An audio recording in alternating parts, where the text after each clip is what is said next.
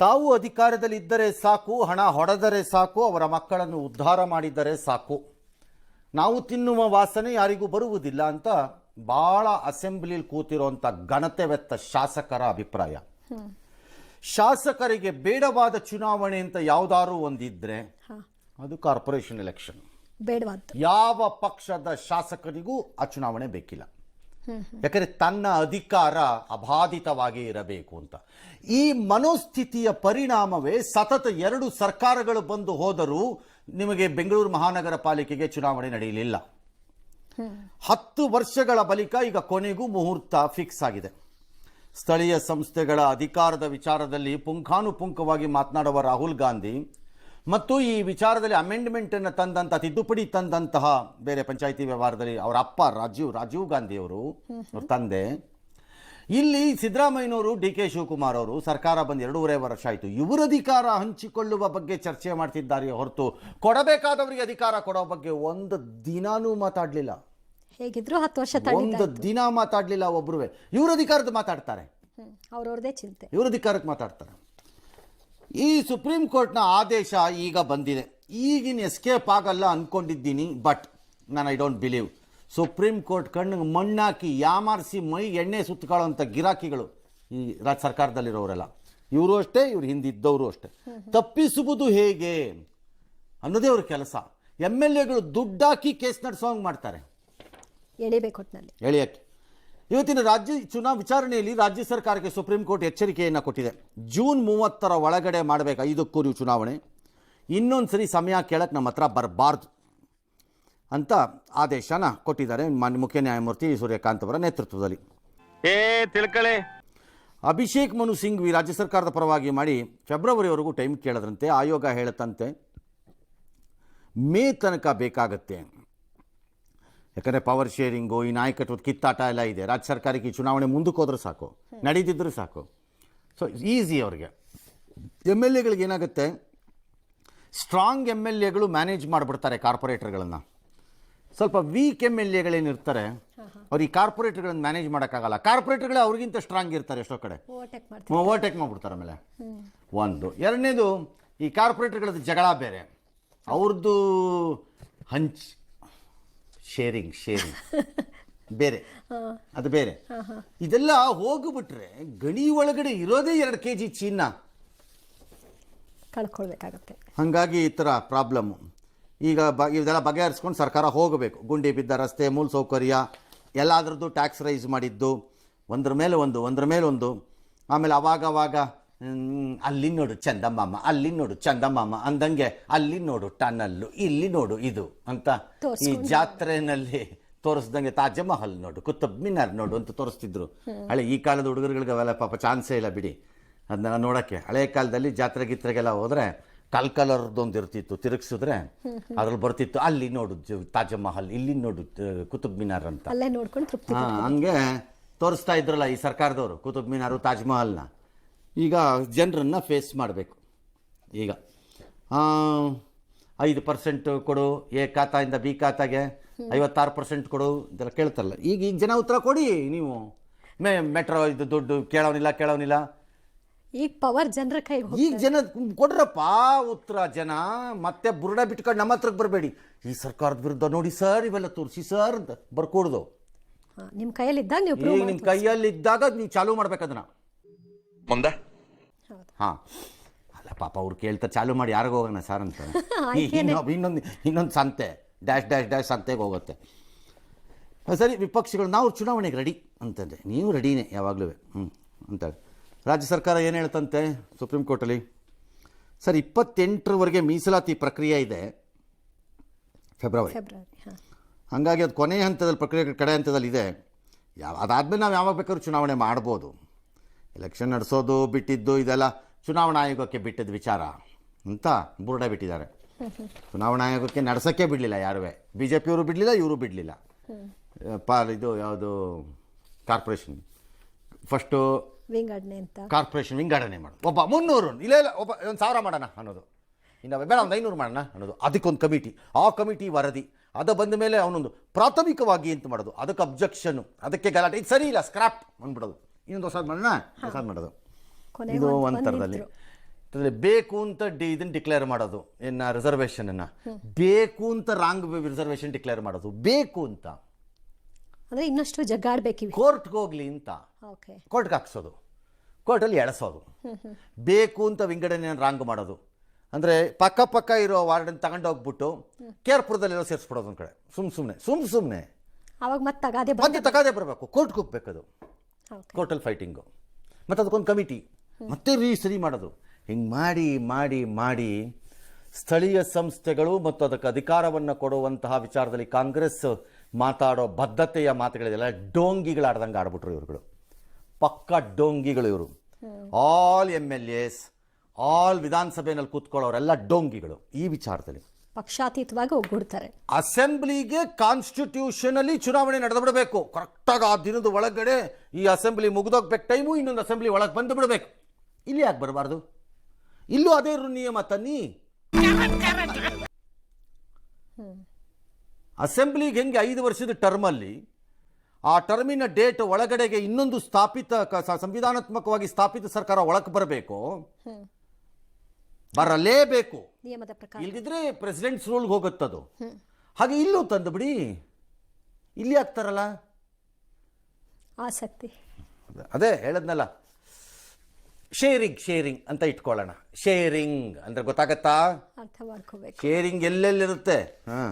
ಕಸದಲ್ಲಿ sharing ಇದೆ, ತೆಗಿಯೋದ್ರಲ್ಲಿದೆ, ಹಾಕೋದ್ರಲ್ಲಿದೆ, ಹಾಕ್ಸೋದ್ರಲ್ಲಿದೆ, ಏನೇನು sharing. ಟಾರಲ್ಲಿರುತ್ತೆ sharing, ಫುಟ್ಪಾತ್ಗೆ ಬಣ್ಣ ಹೊಡೆಯೋದ್ರಲ್ಲಿರುತ್ತೆ ಶೇರಿಂಗು, ಫುಟ್ಪಾತ್ ಪಕ್ಕದಲ್ಲಿರೋ ಕಲ್ಲು 4 ಕಲ್ಲು ಕಿತ್ತಿಕ್ಕಲ್ಲಿ ಹಾಕೋನು ಶೇರಿಂಗ್ ಇರುತ್ತೆ.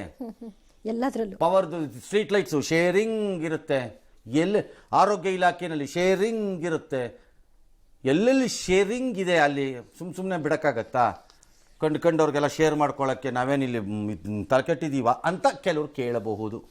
10 ವರ್ಷ ಕೇಳ್ಕೊಂಡೇ ಬಂದುಬಿಟ್ರು ಈ ಥರ. ಇದರ ಕ್ರಿಮಿನಲ್ ಕಲ್ಪ್ರಿಟ್ಗಳು ಇದರಲ್ಲಿ ನನ್ನ ಪ್ರಕಾರ MLAಗಳು ಅವರೇ. ಚುನಾವಣಾ ಆಯೋಗದ ವಾದ ಏನು? ಮಾರ್ಚ್ 16 ಮತದಾರ ಪರಿಶೀಲನೆ ಅಂತ್ಯ ಆಗುತ್ತೆ, ಬಳಿಕ SLC ಪರೀಕ್ಷೆ, ಮೇ ತಿಂಗಳಲ್ಲಿ ಚುನಾವಣೆ ಮಾಡ್ಬೋದು, ಹೀಗಾಗಿ ಮೇ ಕೊನೆ ವಾರದವರೆಗೂ ಅವಕಾಶ ಕೊಡಬೇಕು. SLC ಪರೀಕ್ಷೆ, ಆಹಾ ಏನೇನು ರೀಸನ್ ಬರುತ್ತೆ. ಅಬ್ಬಬ್ಬಬ್ಬ, ಕರೋನಾ ಟೈಮಲ್ಲೇ ಎಲೆಕ್ಷನ್ ಮಾಡಿದ್ದೀವಿ, ಅಂತಹ ಸಂದರ್ಭದಲ್ಲೂ ಅಲ್ಲೇ ಎಲೆಕ್ಷನ್ ಮಾಡಿದ್ದೀವಿ. SLC ಪರೀಕ್ಷೆ,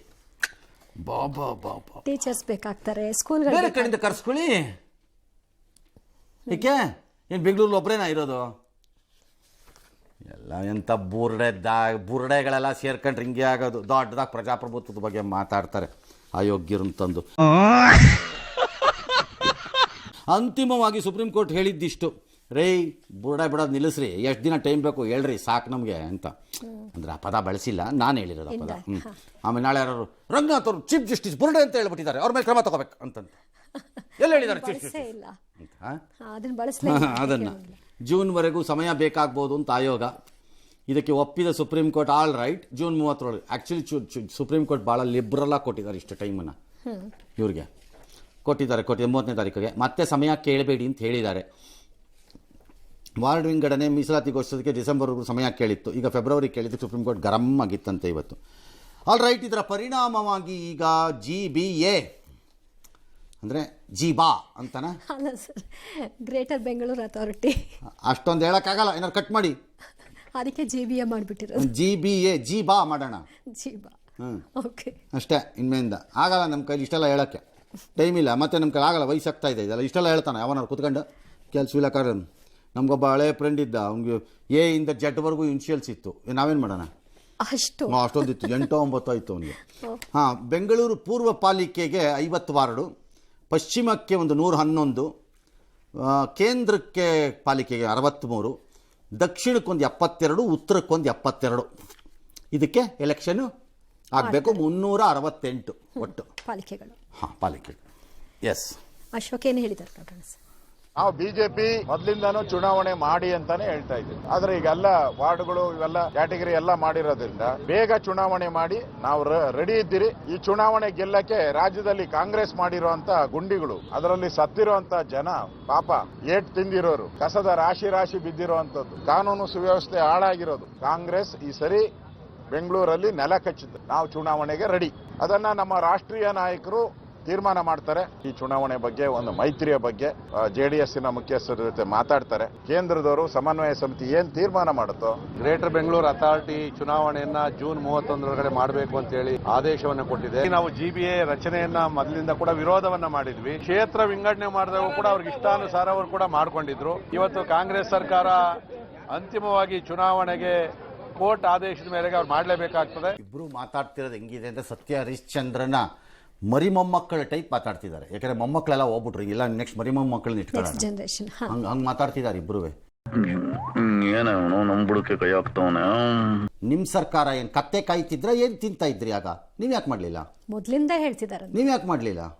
ಏನ್ ಮಣ್ಣು ತಿಂತಾ ಇದ್ರ ನಿಮ್ ಸರ್ಕಾರದಲ್ಲಿ ಇದ್ದಾಗ? ಎಷ್ಟು ಸರಿ ಮುಂದಕ್ಕೆ ಹಾಕ್ಸಿದ್ರಿ ನಿಮ್ಮ ಸರ್ಕಾರದಲ್ಲಿ ನಿಮ್ಮ ಯೋಗ್ಯತೆಗಳಿಗೆ? Don't talk rubbish. You are also a criminal ಈ ವಿಚಾರದಲ್ಲಿ. You are also a culprit ಈ ವಿಚಾರದಲ್ಲಿ. ವಿಶ್ವನಾಥ ಅಶೋಕ ಎಲ್ಲ ಬಂದು ಇಲ್ಲಿ ಬುರ್ರ ಬಿಡಬೇಡಿ ನಿಂತ್ಕೊಂಡು ನಿಮ್ಮ ಯೋಗ್ಯತೆಗಳಿಗೆ. ಅದರ ಪಾಲು ಇವ್ರದ್ದು ಇದೆ. ಈ ಪಾಪದಲ್ಲಿ ನೀವು ಪಾಪಿಗಳೇ, ಇದರಲ್ಲಿ ಮಾತ್ರ ಹೇಳ್ತೀನಿ, ಅನುಮಾನನೇ ಇಲ್ಲ. ಇನ್ನು ಗುಂಡಿ ಇದೆ, ಬೆಲೆ ಏರಿಕೆ ಇದೆ, ಕಟ ಕೊಟ್ಟಿದ್ದಾರೆ ಈ ಸರ್ಕಾರದವರು ಇದೆ, ನಿಜ, ಕರೆಕ್ಟ್, ಎಲ್ಲ ಸರಿ, ನನ್ನ ತಪ್ಪು ಅಂತ ಇಲ್ವೇ ಇಲ್ಲ. ಜನ ತೀರ್ಮಾನ ಮಾಡಿ ಪಟ ಕಲಿಸಿ ಏನು ಬೇಕಾರ್ವೆ.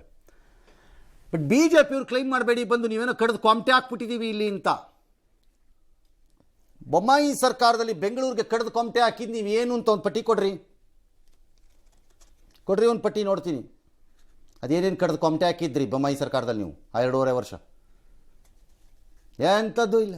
ಇನ್ನೊಬ್ರು ವೈಫಲ್ಯ ಎತ್ತಿ ಸುಮ್ಮನೆ ಸೋಲಿಸ್ಬೇಕು ಇವರಿಬ್ಬರನ್ನು ಜನ. ಆಲ್ಟರ್ನೇಟ್ ಇಲ್ಲ, ಯಾವ್ದಾರ ಒಂದು ಹುಟ್ಟಿಸ್ಬೇಕು, ಯಾರೋ ಒಬ್ರು ಕರೆಕ್ಟಾಗಿ ಇಬ್ಬರನ್ನು ಮನೆಗೆ ಕಳಿಸ್ಬೇಕು. ಮಕ ಎತ್ತಿದಂಗೆ ಮಾಡಬೇಕು ರೋಡಲ್ಲಿ. ವಾರ್ಡ್ಗಳು ದೊಡ್ಡದಾಗ್ತಿರೋದ್ರಿಂದ ಏನು ವ್ಯತ್ಯಾಸ ಆಗ್ಬೋದು ಸರ್ ಈ ಚುನಾವಣೆಯಲ್ಲಿ? ಏನೂ ಆಗಲ್ಲ. 368 ಹಾಂ ಸರ್, ಹೊಸಬ್ರಿಗೆ ಒಂದಷ್ಟು ಜನಕ್ಕೆ ಅವಕಾಶ ಸಿಗತ್ತಷ್ಟೆ, ಓಕೆ, ಇನ್ನೇನು ಆಗಲ್ಲ. ಮತ್ತು ಹೊಸ ಏರಿಯಾ ಎಲ್ಲ ಸೇರಿಸ್ಬಿಟ್ಟಿದ್ದಾರೆ ಇವರು, ಅದೆಲ್ಲ ಉದ್ಧಾರ ಆಗಲ್ಲ, ಅದು ಹಂಗಂಗೆ ಇರುತ್ತೆ. ಈಗ ನಾವೇನು ಮಾಡಿದೆ, ಗ್ರೇಟರ್ ಬೆಂಗಳೂರು ಮಾಡಿದ್ದೀವಿ, ಹೌದು, ಗ್ರೇಟೆಸ್ಟ್ ಬೆಂಗಳೂರು ಅಂತ ಮಾಡ್ಕೊಂಡ್ರೆ ಆಯ್ತು. ನೆಕ್ಸ್ಟು ಸುಮ್ಮನೆ ಕರ್ಕೊಳಕ್ಕೆ ಏನು ಅಂತನ ಸರ್? ಗಂಟೆನ ಕಳ್ಕೊಳ್ಳೋದು, ನಮ್ಮ ಅಪ್ಪನ ಮನೆ ಗಂಟೆನೂ ಹೋಗುತ್ತೆ. ಹಾಂ, ವಾಸ್ತವದಲ್ಲಿ ಇರಬೇಕು. ಕಾರ್ಪೊರೇಷನ್, ಏನು ಮಹಾನಗರ ಪಾಲಿಕೆ ಅಲ್ವಾ ಅಂತ ಕರ್ಕೊಂಡ್ರಿ. ಈಗ ಗ್ರೇಟರ್ ಬೆಂಗಳೂರು ಅಥಾರಿಟಿ, ನೆಕ್ಸ್ಟ್ ಏನು ಕರೀ, ಗ್ರೇಟೆಸ್ಟ್ ಬೆಂಗಳೂರು ಅಥಾರಿಟಿ ಅಂತ ಕರ್ಕೊಳ್ಳೋದು, ಮುಂದಕ್ಕೆ ಸೇರಿಸ್ಕೊಂಡು ಹೋಗ್ತಾ ಅಷ್ಟೇ. ಹದಗೆಟ್ಟ ಆರ್ಥಿಕತೆ, ಹಣದುಬ್ಬರ, ರಿಯಾಲ್ ದರ, ರಿಯಾಲ್ ಅಂದರೆ ಅವ್ರದ್ದು ಇರಾನ್ ಅವರದ್ದು ಕರೆನ್ಸಿ, ನಮ್ಮದು ರುಪಿ ಥರ. ಇರಾನ್ ಸರ್ವಾಧಿಕಾರಿ ಅಯತುಲ್ಲಾ ಅಲಿ ಖಮೇನಿ ವಿರುದ್ಧ ನಡೀತಿರೋ ಪ್ರತಿಭಟನೆಗೆ 15ನೇ ದಿನಕ್ಕೆ ಹೋಗಿದೆ. ಸಣ್ಣದಾಗಿ ಶುರುವಾಗಿತ್ತು, ಈಗ ದೊಡ್ಡದಾಗಿದೆ, ಎಲ್ಲ ಪ್ರಾಂತ್ಯಗಳಿಗೂ ಹೊರಟೋಗಿದೆ. 100ಕ್ಕೂ ಹೆಚ್ಚು ನಗರ ಪಟ್ಟಣ ಪ್ರದೇಶದಲ್ಲಿ. ಆ ದೇಶ ಕಂಡು ಕೇಳಿರಿಯದ ರೀತಿಯಲ್ಲಿ, ಅಂದರೆ ಅವ್ರದ್ದು ಇಸ್ಲಾಮಿಕ್ ರೆವಲ್ಯೂಷನ್ ಆದ ಮೇಲೆ, ಶಾ ಆಫ್ ಇರಾನನ್ನು ಹೊರಗೆ ಓಡಿಸಿದ ಮೇಲೆ ಇಲ್ಲಿ ನಡೀತಾ ಇರುವಂಥ ಅತಿ ದೊಡ್ಡ ಚಳವಳಿ. ಇರಾನ್ನ ಬೀದಿಗಳೆಲ್ಲ ಯುದ್ಧ ವಲಯದಾದಂಗಾಗಿದೆ, ಒಬ್ಬರನ್ನೊಬ್ಬರು ಹೊಡೆದಾಕ್ತಿದ್ದಾರೆ. ಅಮೆರಿಕ ಇದು ಆ ಗಾರ್ಡ್ಗಳು, ಅಂದರೆ ಇರಾನಿಯನ್ ರೆವಲ್ಯೂಷನರಿ ಗಾರ್ಡ್ಸ್, IRG, ಅಲ್ಲಿ ಸೈನ್ಯದ ಭಾಗ ಅವರು ಪೊಲೀಸ್ನವರು ಇಬ್ಬರು ಸೇರ್ಕೊಂಡು ಜನಕ್ಕೆ ಕಡೆ ಗುಂಡು ಹೊಡಿತಿದ್ದಾರೆ. ಹಾಗಾಗಿ ಕೆಲವರ ಲೆಕ್ಕಾಚಾರದಲ್ಲಿ ಈಗ 500 ಜನ ಸತ್ತಿದ್ದಾರೆ, ಲೆಕ್ಕಾಚಾರದಲ್ಲಿ ಕೆಲವ್ರಿಗಿಂತ. ಇನ್ನು ಭದ್ರತಾ ಪಡೆಯವರು 50 ಜನ ಸತ್ತಿದ್ದಾರಂತೆ ಇರ್ಬೋದು. ಹೆಣ ಇಡಕ್ಕೆ ಜಾಗ ಇಲ್ಲ. ಅದೊಂದು ವಿಡಿಯೋ ನೋಡ್ತಾ ಇದ್ದೆ, ಫುಟ್ಪಾತಲ್ಲೆಲ್ಲ ಶವಗಳನ್ನು ಇಟ್ಕೊಂಡು ಜನ ಕಾಯ್ತಾ ಇರೋದು, ಸಾಕ್ಸಕ್ಕಾಗದೆ. ಇಂಟರ್ನೆಟ್ ದೂರಸಂಪರ್ಕ ಎಲ್ಲ ಕಡಿತಗೊಳಿಸಿದ್ದಾರೆ. ಇತ್ತ ಖಮೇನಿ ತನ್ನ ಬೆಂಬಲಿಗರನ್ನ ಅವನು ಎತ್ಕಟ್ಟಿದ್ದಾನೆ. ಎಲ್ಲ ಮೂಲಭೂತವಾದಿ ಜನ ಅವರುಗಳು, ಮುಲ್ಲಾಗಳು ಹೇಳ್ದಂಗೆ ಡ್ಯಾನ್ಸ್ ಮಾಡೋರು, ಅವ್ರನ್ನ ಎತ್ಕಟ್ಟಿದ್ದಾನೆ. ಹೀಗಾಗಿ ಅವನ ಬೆಂಬಲಿಗರಿಗೆ ಸರ್ಕಾರ ಕೇಳಿದ್ದಾರೆ. ಅದು ಇನ್ನೊಂದು ದೊಡ್ಡ ಸಂಘರ್ಷಕ್ಕೆ ದಾರಿ ಆದರೂ ಆಗಬಹುದು. ಈ ಪ್ರತಿಭಟನೆಯಲ್ಲಿ 6 ಜನ ಭಾರತೀಯರು 10 ಅಫ್ಘಾನರು ಬಂಧಿಸಲಾಗಿದೆ ಅಂತ ಹೇಳಿದ್ರೆ, ಅದಕ್ಕೆ ಇಲ್ಲಿ ರಾಯಭಾರಿ ಹೇಳಿದ್ದಾರೆ ಇವೆಲ್ಲ ಬೋಗಸ್ ನ್ಯೂಸು, ನೀವು ನಂಬಬೇಡಿ ಯಾರುವೆ ಅಂತ ಇರ್ಬೋದು. ಈ ಮಧ್ಯೆ ವರದಿಗಳೆಲ್ಲ ಸತ್ಯಕ್ಕೆ ದೂರ ಅಂತ ಇರಾನ್ ಹೇಳಿದೆ. ನಾವು ಬೇಕಾದ್ರೆ ಒಳ್ಳೆಯವ್ರ ಜೊತೆ ಮಾತಾಡ್ತೀವಿ, ಈ ವ್ಯಾಂಡಲ್ಸು ಅಂದರೆ ಸಮಾಜ ದ್ರೋಹಿಗಳ ವಿರುದ್ಧ, ದೇಶದ್ರೋಹಿಗಳ ವಿರುದ್ಧ ವಿಚಾರದಲ್ಲಿ ನಾವು ಮಾತಾಡಲ್ಲ, ಬಡ್ದಾಕ್ತೀವಿ ಇವ್ರನ್ನ ಅಂತ ಅವ್ರಂತಿದ್ದಾರೆ. ಜನನೂ ಹಂಗೆ ತಿರುಗಿ ಬಿದ್ದಿದ್ದಾರೆ. ಏನಾಗತ್ತೋ ಗೊತ್ತಿಲ್ಲ. ಹೆಂಗಿದೆ ಓಪನಿಂಗ್ ಥ್ರಿಲ್ಲು. ಇನ್ನು ಇರಾನ್ ಪ್ರತಿಭಟನಾಕಾರರಿಗೆ ಅಮೆರಿಕ ಅಧ್ಯಕ್ಷ ಟ್ರಂಪ್ ಬೆಂಬಲವನ್ನು ಕೊಟ್ಟಿದ್ದಾರೆ. ಸ್ವಾತಂತ್ರ್ಯ ಬಯಸುವಂತಹ ಇರಾನ್ ಪ್ರಜೆಗಳಿಗೆ ಸಹಾಯ ಮಾಡಲು ಅಮೆರಿಕ ಸಿದ್ಧ ಅಂತ ಹೇಳಿದ್ದಾರೆ. ಜೊತೆಗೆ ಇರಾನ್ ರೆಡ್ ಲೈನ್ ದಾಟಿದ್ದು ಮಿಲಿಟರಿ ಕಾರ್ಯಾಚರಣೆಯ ಸುಳಿವನ್ನು ಕೊಟ್ಟಿದ್ದಾರೆ. ಜೊತೆಗೆ ಇರಾನ್ ಜನತೆಗೆ ಇಂಟರ್ನೆಟ್ ಕಲ್ಪಿಸುವ ಸಲುವಾಗಿ ಸ್ಟಾರ್ಲಿಂಕ್ನ ಎಲಾನ್ ಮಸ್ಕ್ ಜೊತೆ ಚರ್ಚಿಸ್ತೀನಿ ಅಂದಿದ್ದಾರೆ. ಇದಕ್ಕೆ ಸ್ಟಾರ್ಲಿಂಕ್ ನೆಟ್ವರ್ಕ್ಗೆ ಅವಕಾಶ ಕೊಡಲ್ಲ ಅಂತ ಇರಾನ್ ಕೂಡ ಗುಟ್ರು ಹಾಕಿದೆ. ಜೊತೆಗೆ ಟ್ರಂಪ್ಗೆ ವಾರ್ನಿಂಗ್ ಕೂಡ ಕೊಟ್ಟಿದೆ. ಇರಾನ್ ಯುದ್ಧ ಬಯಸಲ್ಲ, ಆದರೆ ಯುದ್ಧಕ್ಕೆ ಸಜ್ಜಾಗಿದೆ, ಜೊತೆಗೆ ಮಾತುಕತೆಗೂ ಸಿದ್ಧವಾಗಿದೆ. ಒಂದೊಮ್ಮೆ ಅಮೆರಿಕ ದಾಳಿ ಮಾಡಿದರೆ ಪ್ರತೀಕಾರ ತೀರಿಸಿಕೊಳ್ತೀವಿ ಅಂದಿದ್ದಾರೆ. ಈ ದಳ್ಳೂರಿ ಹಿಂದೆ ವಿದೇಶಿ ಕೈವಾಡ ಇದೆ ಅಂತ ಇರಾನ್ ವಿದೇಶಾಂಗ ಸಚಿವರು ಹೇಳಿದ್ದಾರೆ. ಇನ್ನು ಇರಾನ್ನವರು ನ್ಯೂಕ್ಲಿಯರ್ ಡೀಲ್ ಬಗ್ಗೆ ಮಾತುಕತೆಗೆ ಮುಂದಾಗಿದ್ದಾರೆ. ಇದು ವಿಳಂಬವಾದಲ್ಲಿ ಬೆಲೆ ತರ್ತೀವಿ ಅಂತ ಟ್ರಂಪ್ ಬೆಲೆ ತರಬೇಕಾಗುತ್ತೆ ಅಂತ ಟ್ರಂಪ್ ಗುಡುಗಿದ್ದಾರೆ. ಈ ಮಧ್ಯೆ ವಿದೇಶಿ ಮಧ್ಯ ಪ್ರವೇಶ ಬೇಡ, ಜನ ಶಾಂತಿ ಬಯಸಲಿ ಅಂತ ಇರಾನ್ಗೆ ಚೀನಾ ಬೆಂಬಲವನ್ನು ಕೊಟ್ಟಿದೆ. ಇರಾನ್ ಹಿಂಸಾಚಾರ ಖಂಡಿಸಿ ಇಂಗ್ಲೆಂಡ್, ಫ್ರಾನ್ಸ್, ಇಟಲಿಯ ರಾಜಧಾನಿಗಳಲ್ಲಿ ಪ್ರತಿಭಟನೆ ನಡೀತಾ ಇದೆ. ಇರಾನ್ನ ವಿದ್ಯಮಾನಗಳನ್ನು ಸೂಕ್ಷ್ಮವಾಗಿ ಗಮನಿಸ್ತಾ ಇದ್ದೀವಿ ಅಂತ ಇಸ್ರೇಲ್ ಪ್ರಧಾನಿ ಹೇಳಿದ್ದಾರೆ. ಚೀನಾ ಎಲ್ಲ ಕಡೆಯಲ್ಲಿ ಹಣ ಹಾಕ್ಬಿಟ್ಟಿದೆ, ಈಗ ಅದಕ್ಕೆ ವ್ಯಾಪಾರದ ಚಿಂತೆ. ಹಂಗಾಗಿ ಯಾವ ದೇಶದಲ್ಲಿ ಏನು ಗಲಾಟೆ ಆದರೂ ಅಲ್ಲಿ ಗಲಾಟೆ ಬೇಡ ಅಂತ ಹೇಳುತ್ತೆ. ಶಾಂತಿ ಬಯಸಿ. ಎಕ್ಸೆಪ್ಟ್ ಇಂಡಿಯಾ ವಿಚಾರದಲ್ಲಿ ಪಾಕಿಸ್ತಾನದಂಥದ್ದನ್ನು ಪಕ್ಕದಲ್ಲಿ ಎತ್ಕಟ್ಬಿಟ್ಟು ಮಜಾ ನೋಡೋ ದೇಶ ಅವರು. ಇನ್ನು ಇಂಗ್ಲೆಂಡ್, ಫ್ರಾನ್ಸ್, ಇಟಲಿ ರಾಜಧಾನಿ ಪ್ರತಿಭಟನೆ ಮಾಡಿದ್ದಾರೆ. ಇರಾನಿನ ಮೂಲದ ಜನ, ಲೋಕಲ್ ಜನ ಮಾಡಂಗಿಲ್ಲ. ಯಾಕೆ ಅಂತಂದರೆ ಅಮೆರಿಕದಲ್ಲೂ ಪ್ರತಿಭಟನೆ ನಡೀತಿದೆ. ಮಿನಿಯಾಪೋಲಿಸಲ್ಲಿ ಐಸ್ ಆಫೀಸರ್ಸು ಅಲ್ಲಿ ಒಬ್ಬಳು ಹೆಂಗಸನ್ನ ಕಂಡಾಪಟ್ಟೆ ಮಕಾಮೂತಿ ನೋಡಿದ್ರೆ ಗುಂಡು ಹೊಡೆದು ಸಾಯಿಸಿದ್ರು ಅಂತ ಸಾವಿರಾರು ಜನ ಕೊರೆಯೋ ಚಳಿನಲ್ಲಿ ಆ ಮಂಜಿನ ಮಧ್ಯದಲ್ಲಿ ಸಾವಿರಾರು ಜನ ಪ್ರೊಟೆಸ್ಟ್ ಮಾಡ್ತಿದ್ದಾರೆ. ಅಲ್ಲಿಗೂ ಟ್ರಂಪ್ 1000 ಎಕ್ಸ್ಟ್ರಾ ಪೊಲೀಸ್ ಆಫೀಸರ್ನ ಕಳಿಸ್ಕೊಟ್ಟಿದ್ದಾರೆ, ಐಸ್ ಆಫೀಸರ್ಸನ್ನ, ಏಜೆಂಟ್ಸನ್ನ. ಹಾಗಾಗಿ ಯಾರಿಗೂ ಏನೂ ಇಲ್ಲ ನನ್ನ ಪ್ರಕಾರದಲ್ಲಿ. ಈ ಮಧ್ಯೆ ಇರಾನ್ಗೆ ನಾವು ಬೆಂಬಲ ಕೊಡ್ತೀವಿ ಅಂತ ಡೊನಾಲ್ಡ್ ಟ್ರಂಪ್ ಹೇಳಿದ್ದಾರೆ. ಬೆಂಬಲ ಯಾವ ಸ್ವರೂಪದಲ್ಲಿ ಇರುತ್ತೆ ಅಂತ ಯಾರಿಗೂ ಗೊತ್ತಾಗ್ತಿಲ್ಲ. ಯಾವ ಥರ ಬೆಂಬಲ ಅಂದರೆ you can't intervene boots on the ground. ಅಂದರೆ ಅಮೆರಿಕದ ಸೈನಿಕರನ್ನ ಇರಾನ್ಗೆ ಕಳಿಸ್ತೀರೋ, ಯಾರ ಮೇಲೆ ಅಲ್ಲಿ ದಾಳಿ ಮಾಡ್ತೀರಿ, ಅಲ್ಲಿ ನೋಬಡಿ ನೋಸ್ ಅದು ಯಾವ ಥರದ ರೂಪ ಅಂತ ಗೊತ್ತಿಲ್ಲ. ಇರಾನ್ ಮಾತ್ರ ನಾವು ಪ್ರತಿಕ್ರಿಯೆ ವಾಪಸ್ ಕೊಡ್ತೀವಿ ಅದಕ್ಕೆ ಅಂತ ಹೇಳ್ತಿರೋದ್ರಲ್ಲಿ ಪಾಸಿಬಿಲಿಟಿ ಇದೆ. ಬಿಕಾಸ್ ಇರಾನ್ ಹ್ಯಾಸ್ ಒಂದಷ್ಟು ಮಿಸೈಲ್ಗಳನ್ನು ಅವರು ಸ್ಟಾಕ್ ಪೈಲ್ ಮಾಡ್ಕೊಂಡಿದ್ದಾರೆ. ಅದನ್ನು ಯೂಸ್ ಮಾಡಿಕೊಂಡು ನೆರೆಯ ದೇಶಗಳಲ್ಲಿ ಇರಬಹುದಾದ ಅಮೆರಿಕದ ರಕ್ಷಣಾ ನೆಲೆಗಳೇನಿವೆ, ಪರ್ಟಿಕ್ಯುಲರ್ಲಿ ಕತಾರಲ್ಲಿದೆ. ಲಾಸ್ಟ್ ಟೈಮೇ ಮಾಡಿದ್ರು ಕತಾರ್ನಲ್ಲಿ, ಈ ಸರಿನೂ ಕತಾರ್ಗೆ ಮಾಡಬಹುದೇನೋ ಗೊತ್ತಿಲ್ಲ. ಕತಾರಲ್ಲಿದೆ, ಅಕ್ಕಪಕ್ಕದ ದೇಶಗಳಲ್ಲೆಲ್ಲ ಅಮೆರಿಕದ ರಕ್ಷಣಾ ನೆಲೆಗಳಿವೆ, ಅದರ ಮೇಲೆ ದಾಳಿಗಳು ನಡೆಯಬಹುದು. ಅವರು ಹೇಳಿದ್ದನ್ನು ಕೇಳಿ ಒಂದು ಕ್ಷಣ ನನ್ನ ಮೈಯೆಲ್ಲ ಕಂಪಿಸ್ತು. ಮತ್ತು ಇರಾನ್ದು ತುಂಬ ಜನ ಟೆರರಿಸ್ಟ್ಗಳ ಆರ್ಗನೈಸೇಷನ್ಗಳನ್ನು ಮಕ್ಕಳನ್ನು ಅವರು ಸಾಕಿದ್ದಾರೆ. ಟೆರರಿಸ್ಟ್ಗಳನ್ನು ಮಕ್ಕಳ ಥರ ಸಾಕಿದ್ದಾರೆ. ಆ ಮಕ್ಕಳನ್ನೆಲ್ಲ ಆ್ಯಕ್ಟಿವೇಟ್ ಮಾಡ್ಬೋದು ಅಲ್ಲಲ್ಲಿ ಕೆಲವು ದೇಶಗಳಲ್ಲಿ. ಅದರಿಂದನೂ ಸಮಸ್ಯೆಗಳನ್ನ ಸೃಷ್ಟಿ ಮಾಡ್ಬೋದು. ಬಟ್ ಏನೋ ಈ ಯುದ್ಧ ಮಾತ್ರ ಒಂದು ಹಂತಕ್ಕೆ ಹೋಗ್ತಾ ಇದೆ. ಅಮೇರಿಕ ಮಾತ್ರ ಈಗ ಒಂಥರ ಹೆಂಗಿದೆ ಅಂತಂದರೆ ಎಲ್ಲರೂ ಆಗಲಿ ನಾನು ಬರ್ತಾ ಇದ್ದೀನಪ್ಪ ಅಂತ, ನಾನು ಬರ್ತಾ ಇದ್ದೀನಿ ಅಂತ. ರಾತ್ರೋರಾತ್ರಿ ಕ್ಷಿಪ್ರಾಂತಿ ನಡೆಸಿದ್ದ ವೆನೆಜುಲಾ ಅಧ್ಯಕ್ಷ ನಿಕೋಲಸ್ ಮಡುರೋನ ಹೊತ್ಕೊಂಡಿದ್ದ ಟ್ರಂಪ್ ಈಗ ಅದರ ಅಧ್ಯಕ್ಷ ನಾನೇ ಅಂತ ಹಾಕ್ಕೊಂಡಿದ್ದಾರೆ ಅವ್ರು ಸೋಷಿಯಲ್ ಮೀಡಿಯಾನಲ್ಲಿ. ನಾನೇ ಅದರ ಅಧಿಕಾರ ವಹಿಸ್ಕೊಂಡಿದ್ದೀನಿ ಅಂತ ಅದೇನೋ ಒಂದು ಫೋಟೋ ಹಾಕೊಂಡು ಡೇಟ್ ಹಾಕ್ಕೊಂಡಿದ್ದಾರಂತೆ. All right, fantastic. ನೆಕ್ಸ್ಟು ಕ್ಯೂಬಾಗೆ ಹಾಕ್ಕೊಳ್ಳಿ, ಅದಾದಮೇಲೆ ಮೆಕ್ಸಿಕೋಗೆ ಹಾಕ್ಕೊಳ್ಳಿ, ಅದಾದಮೇಲೆ ಗ್ರೀನ್ಲ್ಯಾಂಡಲ್ಲಿ ಹಾಕ್ಕೊಳ್ಳಿ, ಅದಾದಮೇಲೆ ಸಾಧ್ಯ ಆದರೆ ಕೆನಡಾ ಹೆಂಗಿದ್ರು 51ನೇ ರಾಜ್ಯ ಅಂತ ಕರೆದಾಗಿದೆ, ನೀವು ಅಲ್ಲಿಗೆ ಹಾಕ್ಕೊಳ್ಳಿ. ಇನ್ನೇನು ಬಾಕಿ ಇದೆ ನಿಮಗೆ? ಅದಾದ ಮೇಲೆ ನೋಡೋಣ, ಕೊಲಂಬಿಯಾ ಒಂದಿರ್ಬೋದು, ಅದೊಂದು ಬೇಕಾದ್ರೆ ಹಾಕ್ಕೊಳ್ಳಿ, ಅದು ಒಂದಿದೆ, ಅದು ಒಂದು ಹಾಕ್ಕೊಳ್ಳಿ. ಎಲ್ಲ ನೀವೇ ಹಾಕ್ಕೊಂಬಿಟ್ರೆ ಪ್ರಾಬ್ಲಮ್ ಸಾಲ್ವ್. ಆಯಿತು ಅಂತ ಗ್ರೀನ್ಲ್ಯಾಂಡ್ ಮೇಲೆ ಕಣ್ಣಾಕಿದ್ದಾರೆ. ತೈಲ ಸಂಪತ್ಭರಿತ ವೆನೆಜುಲಾ ಮೇಲೆ ಆದಮೇಲೆ ಈಗ ಗ್ರೀನ್ಲ್ಯಾಂಡ್ದು ತೈಲನೇ ಮತ್ತು ರೇರ್ ಮಿನರಲ್ಸೇನೆ ಅಲ್ಲಿ ಅದಕ್ಕೆ ಕಣ್ಣಾಕಿರೋದು. ಅಲ್ಲೂ ರಕ್ಷಣೆ ಸುಳ್ಳು. ಅವರು ಹೇಳೋದು ನಮಗೆ ಹತ್ತಿರ, ಅದು ಡೆನ್ಮಾರ್ಕ್ಗೆ ಹತ್ತಿರ ಅಲ್ಲ, ಅದು ಡ್ಯಾಶ್ ಅಂತಾರೆ. ಬರ್ತದೆಲ್ಲ ಸುಳ್ಳು. ಯಾಕೆ ಅಂದರೆ ಅಮೇರಿಕದ ಹತ್ರ ಈಗಾಗಲೇ ಒಪ್ಪಂದ ಇದೆ. ಅವರು ರಕ್ಷಣೆಗೋಸ್ಕರನೇ ಮಾಡೋದಾದರೆ, ರಷ್ಯಾ ಆ್ಯಂಡ್ ಚೈನಾಗೋಸ್ಕರ ಮೇಲೆ ಮಾಡೋದಾದರೆ, ಆರ್ಟಿಕ್ ಸೆಕ್ಯೂರಿಟಿ ಇದು ಪ್ರಕಾರದಲ್ಲಿ ಮಾಡೋಕ್ಕೆ ಹೋಗಿದ್ರೆ ಅಮೇರಿಕಕ್ಕೆ ಅಲ್ಲಿ ಎಷ್ಟು ಬೇಕಾದರೂ ಮಿಲಿಟರಿ ಬೇಸನ್ನು ಹಾಕೋಬೋದು ಗ್ರೀನ್ಲ್ಯಾಂಡಲ್ಲಿ. ಈಗಲೇ ಅವ್ರಿಗೆ ಅನುಮತಿ ಇದೆ. ಹಲೋ ಸುಸ್ಮಿ, ಕೇಳಿಸ್ಕೊ. ಹಾಕಿದ್ದನ್ನು ಅವರೇ ಮುಚ್ಕೊಂಡು ಹೋಗಿರೋದೆಲ್ಲ, ಬಾಗ್ಲಾಕೊಂಡು ಹೋಗಿರೋದು. ಒಂದು ಕಾಲದಲ್ಲಿ 8,000 to 10,000 ಅಮೆರಿಕನ್ ಸೋಲ್ಜರ್ಸು ಗ್ರೀನ್ಲ್ಯಾಂಡಲ್ಲಿ ಇದ್ದರು. ಹಾಗಾಗಿ ಅದು ರಕ್ಷಣೆ ಅಲ್ಲ, ಅದು ರಕ್ಷಣೆಯ ಹೆಸರಿನಲ್ಲಿ ನಡೆಯುತ್ತಿರುವ ಕಬ್ಜಾ. ಅದು ಆಯಿಲ್ಲು ಮತ್ತು ರೇರ್ ಅರ್ತ್ ಮಿನರಲ್ಸ್ಗೆ ಇರೋದು ಕಾರಣ. ಇದೆಲ್ಲ ಏನು ಮೇಲ್ಗಡೆ ಇದೆ ಅಂತಲ್ಲ, ಎಲ್ಲ ಐಸ್ ಕೆಳಗಡೆ ಇದೆ, 1 ಕಿಲೋಮೀಟ್ರ್ 2 ಕಿಲೋಮೀಟ್ರ್ ಡೆಪ್ತಲ್ಲಿ. ಬಟ್ ಐಸ್ ಕರಗ್ತಾ ಇರೋದ್ರಿಂದ ನಿಧಾನವಾಗಿ ಎಲ್ಲ ದೇಶಗಳಿಗೂ ಆ ಭಾಗಗಳಲ್ಲಿ ಆಸಕ್ತಿ ಬಂದಿದೆ. ಅಲ್ಲಿ ಖನಿಜ ಮತ್ತು ಇನ್ನಿತರೆ ಚಿನ್ನದಂತಹ ಪದಾರ್ಥಗಳೆಲ್ಲ ಸಿಕ್ಕತ್ವೆ ಅಂತ ಭಯ, ಹಾಗಾಗಿ ಎಲ್ಲ ಆಸೆ. ಹಾಗಾಗಿ ಅಮೇರಿಕಾನು ಅಲ್ಲಿಗೆ ಹೋಗಿದೆ. ಇನ್ನೇನೂ ಇಲ್ಲ. ಗ್ರೀನ್ಲ್ಯಾಂಡು ಪ್ರಪಂಚದ 12-13ನೇದೋ ದೊಡ್ಡ ದೇಶ ಇರಬೇಕು ಮೋಸ್ಟ್ಲಿ ವಿಸ್ತಾರದಲ್ಲಿ. ನಾನು ಹೇಳ್ತಿರೋದು ವಿಸ್ತೀರ್ಣದಲ್ಲಿ, ವಿಸ್ತೀರ್ಣದಲ್ಲಿ. ಆದರೆ ಅಲ್ಲಿ ಇರೋದು 60,000 ಜನ ಇರ್ಬೋದು ಅಷ್ಟೇ ಅಲ್ಲಿರೋದು.